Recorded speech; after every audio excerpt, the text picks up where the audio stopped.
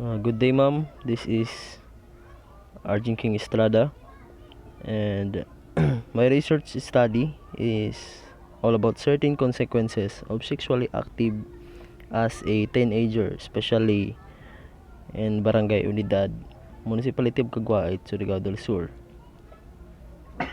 So, chapter 1 is the introduction of my study. Mental aspect involving sexual behavior that could result to criminal enactment such as rape, sexual violence, and harassment. So, kanisya na acts is already been committed for the past civilization and generations. So, there is even a law that was enacted due to these acts. Then,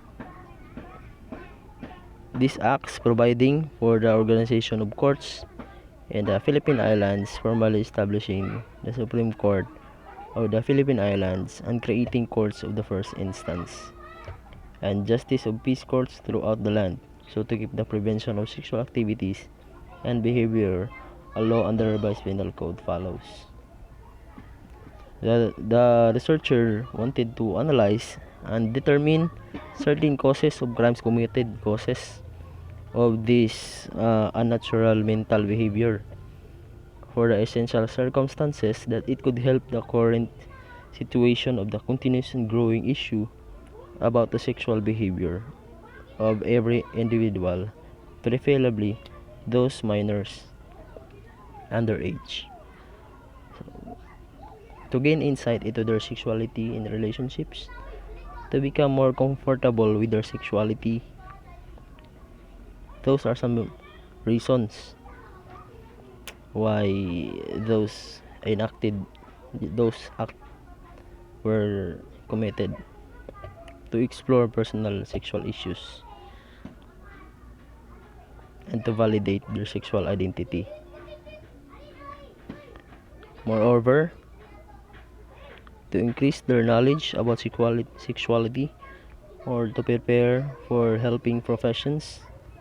Many students find the study of sexuality empowering. The study of human sexuality differs from the study of other disciplines because human sexuality is surrounded by a vast array of taboos, fears, and hypocrisy. For many people, sexuality creates ambivalent feelings. It is linked not only with intimacy and pleasure, but also with shame and guilt. As a result, you may find yourself confronted with society's mixed feelings about the sexuality as you study it. The very essence of this research, ma'am, is to obtain prevention acts on these criminal activities, which is caused by their sexuality mental behavior, preferably to this particular area what I have stated earlier. Then, my study has a related research study also.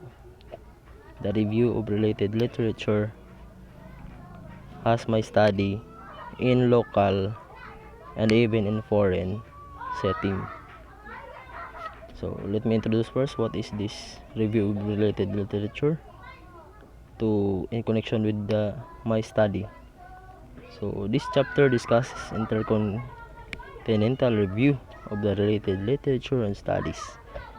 They are categorized using the following headings: literature and studies in foreign and local setting, review of related literature and studies in line with the individuals who are sexually active as teenagers.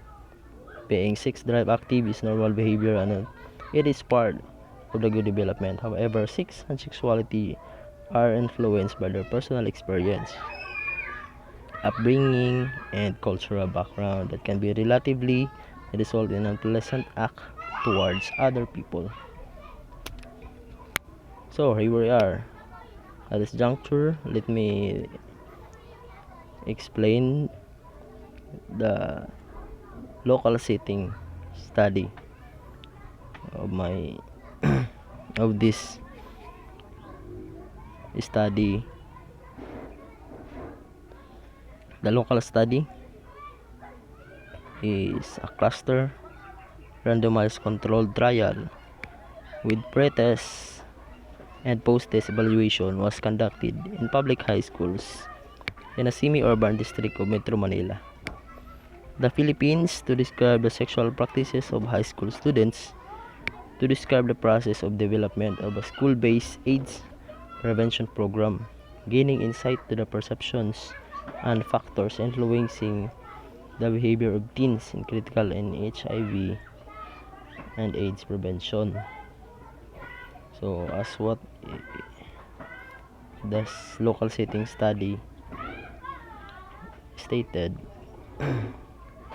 my study has also a related literature with in the semi-urban area district of Metro Manila, wherein they have conducted a school-based AIDS prevention program at the school. In so to give knowledge to the students what is this AIDS prevention all about.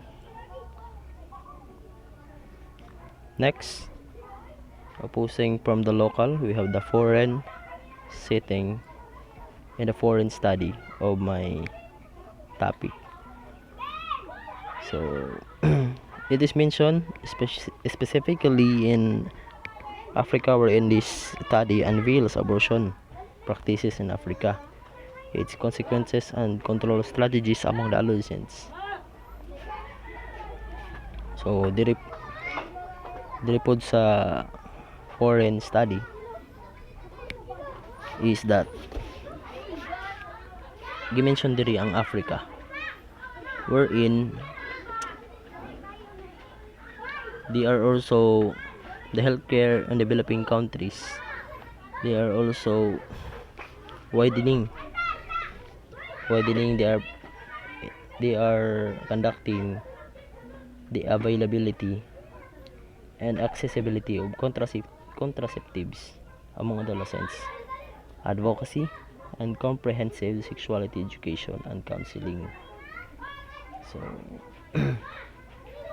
without further explanation, let's get into my research paradigm. So, I use the input process output figure, a model.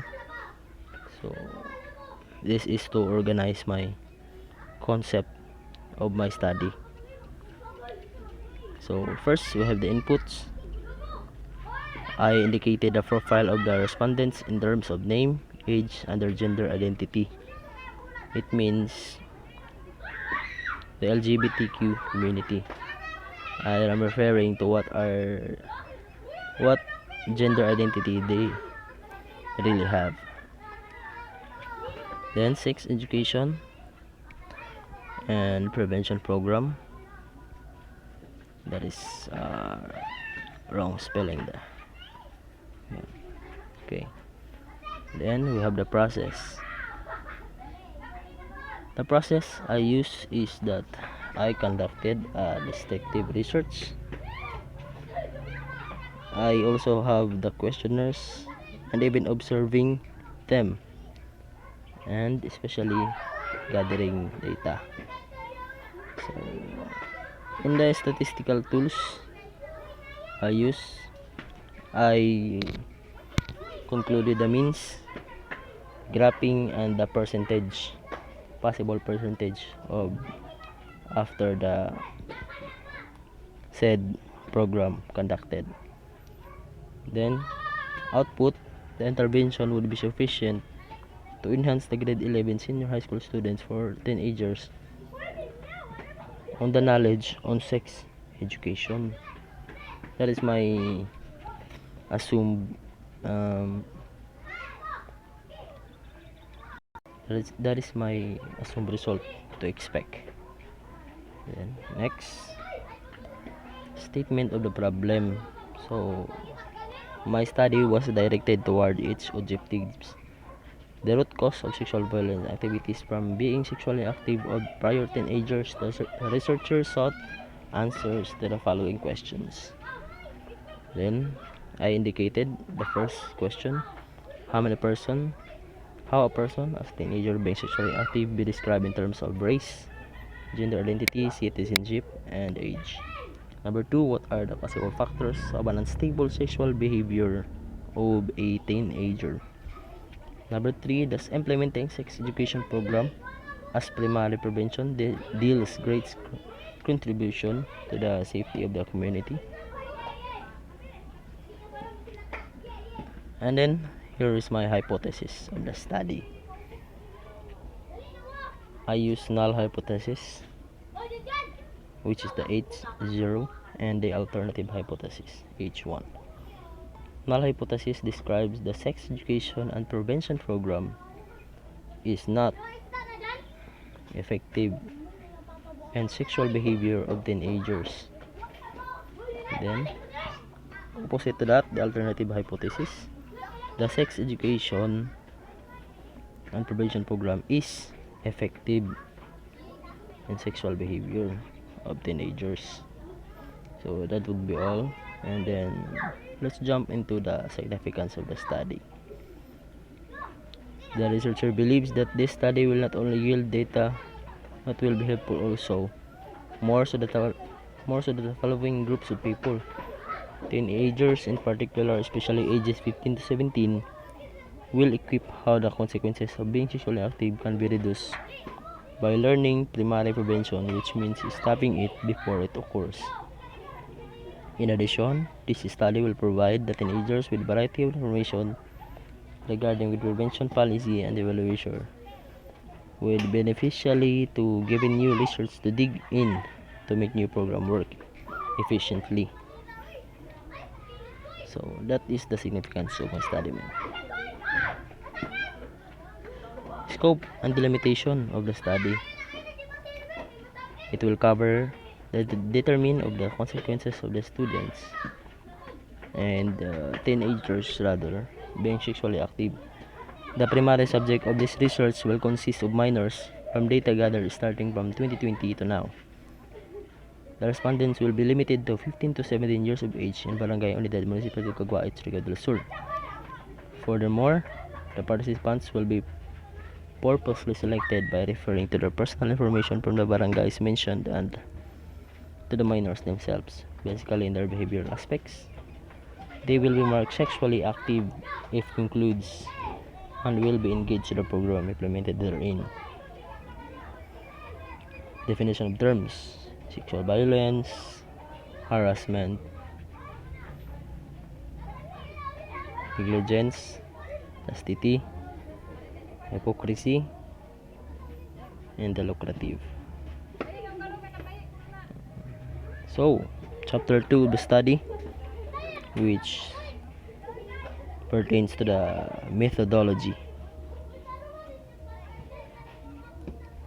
This chapter will describe on how the researcher gathered the necessary data information used in the entire study. And it also describes who are the respondents of the study and what method of the research was used. This also showed the procedure of data collection and instrument use. Lastly, it discusses the type of research method and research local where the study was conducted. Okay. My research design, I use qualitative research because about what the review examines associations between parenting styles and sexual development of a teenage individual or adolescents as elaborated in the area of Barangay Unidad. The results will show in general higher score on support, control, and knowledge related to the delay of first sexual intercourse. Anyway, I use the qualitative research because my study involves collecting and analyzing, understanding the concept, opinion, and experiences of humanities to the humanities and their social related Okay.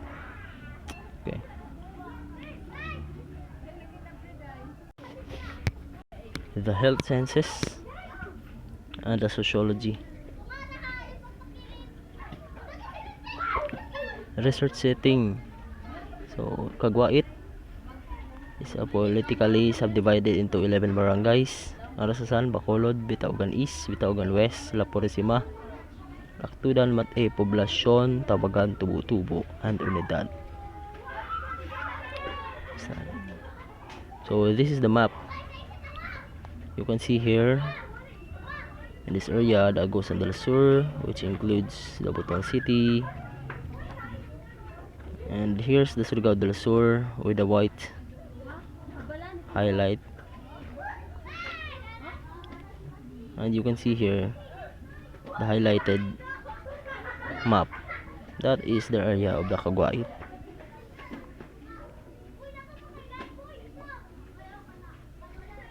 Then my research respondents were in the Department of Social Welfare and Development, selected counseling services, preferably those experienced personnel.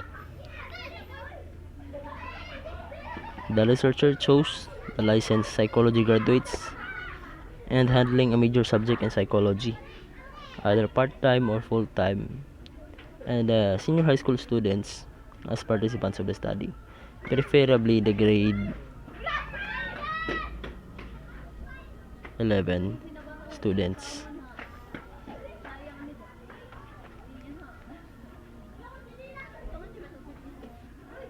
Then population for study consisted of psychology professors or instructors, counselor, and senior high school students in the National High School. A total of 18 psychologists and 196 students made up the population.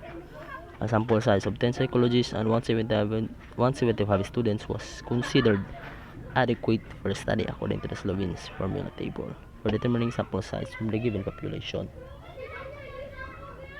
And in order to have a reliable representative group of psychology professors, a proportional stratified random sampling procedure was utilized to ensure that specific subgroups in the population were represented in the sample in proportion to each state's numbers in the population.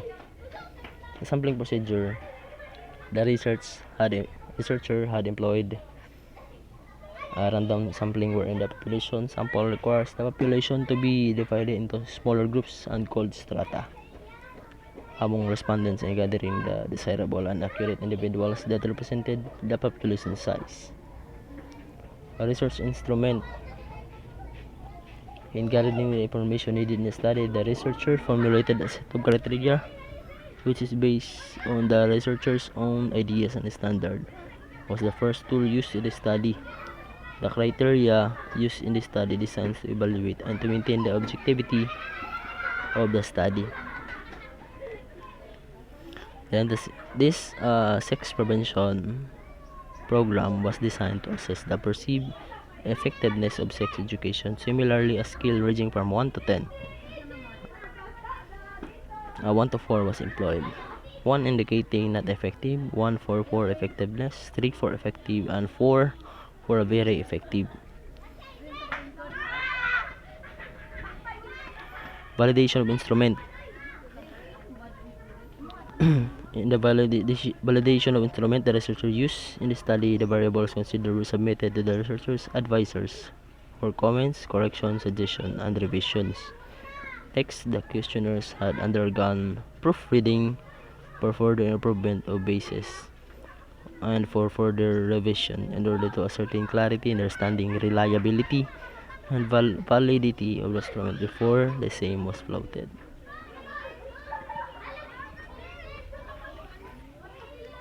Data gathering procedure. How the data was gathered. So the researcher first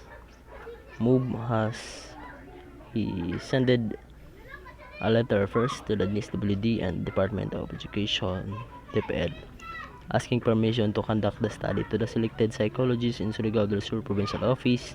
After having permission, the researcher sent a notice to the concerned institution, which is the Unidad National High School, with the prescribed schedule on when to conduct such study. Also, the questionnaires were already prepared and distributed to the respondents of the different psychologists of forensic education program. The process of their completion was gathered and the other pertinent data will related to study was collected. The collection of such was done during the academic year 2019-2020. And ethical consideration, of course, we are here to respect one another and the dignity of each person in this society. So what the researcher wanted is that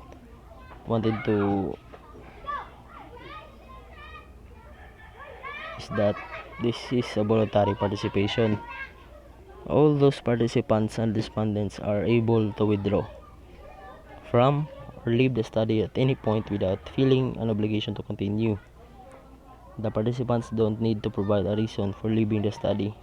It's important to make it clear to the participant that there are no negative consequences or repercussions to their refusal to participate. After all, they're taking the time to help the researcher in the research process. So the researchers should respect their decisions without trying to change their minds. And the statistical treatments with inferential statistics, gathering data per sample and concluded generalizations about the provided population from sample data collected from grade 11 senior high school students of the rated UNHS if they encountered such sexual awareness. Then estimating parameters, release essential output, and help suggest explanation for the situation, allowing the researchers to draw conclusions based on extrapolation. So I use this kind of statistics. It's because I analyzes a random sample of data taken from a population to describe and make inference about the population, and then I compare them and test and predict what could be the possible data that has been emerged. Then